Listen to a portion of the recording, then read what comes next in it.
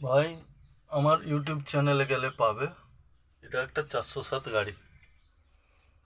সিলিংটা এইভাবে সেটিং হয়, এইভাবে যেদিন না মেলাতে পারে, এই যে দেখুন কেটে কেটে এইভাবে সেটিং করে বসাতে হবে।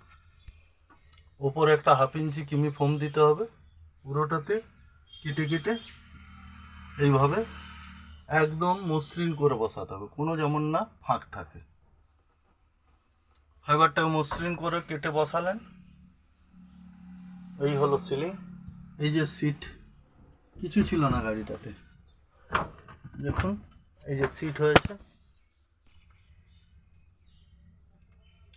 এই যে গেটের প্যাড এখন কমপ্লিট হলো সম্পূর্ণ। এই যে গেটের প্যাড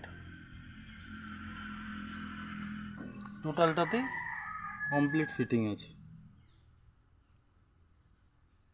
গাড়িটা এত পচা যে সাইডগুলোতে রেক্সিং দিয়ে বন্ধ করতে হয়েছে, এইগুলোতে পুরো পচে গেছে। এই যে দেখছেন কেমন পচা, তাও সুন্দর করে সেট করতে হবে এইভাবে পুরোটাতে।